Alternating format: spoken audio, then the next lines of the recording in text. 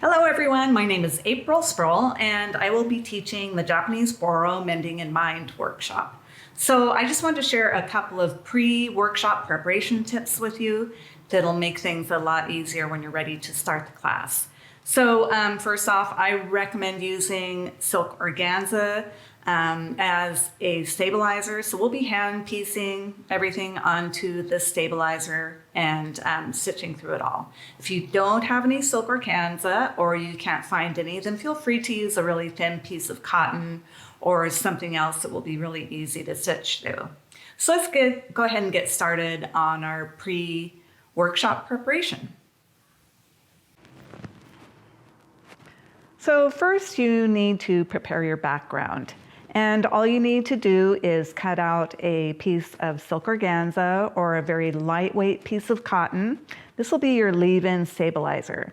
So you want to cut that 11 inches by 20 inches. And you want to mark in 1 inch from the raw edge all the way around.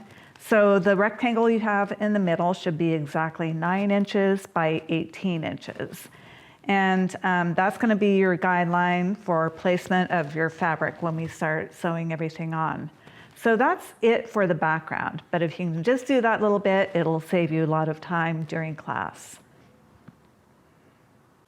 So I just wanted to go over a couple of tips for you as far as gathering your materials, because I know sometimes it can be kind of confusing or daunting when you don't really know what you're going to make or where to start. So I just started collecting my materials, and I first picked out several papers that I thought might work. One of my main colors that I chose was for black. So to just start with color you want to work around, just one color to begin with, and then one theme will be really, really helpful to you.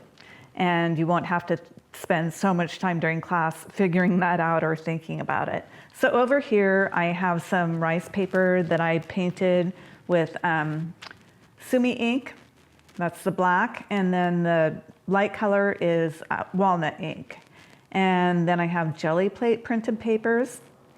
And then this is just, these two are just regular printer paper. So they aren't anything special. Something you want to keep in mind is you want something that's sturdy enough to be able to stitch through and not tear as you're stitching the rest of your project, because that would be very upsetting. And I haven't ever had that happen yet, but I just don't want you to be disappointed. So if you collect an assortment of papers, I do papers that I've made myself, and then a lot of purchased papers from other countries, handmade papers from other countries. And for your fabrics, a combination of cotton, silk, and linen are great. One thing you want to keep in mind is that busy prints, of course, your stitching won't show up very well on those, and also mid-tones of fabric.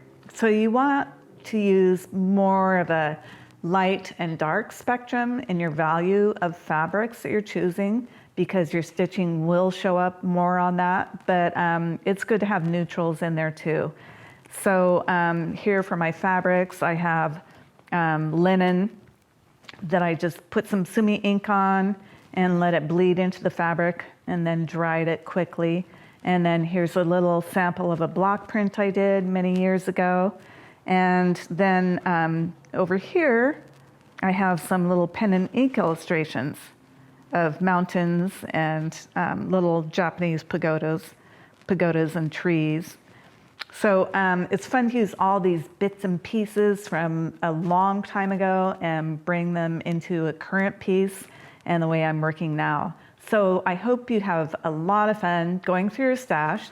You know, you could find a special piece of clothing and use some pieces from that. It really doesn't matter.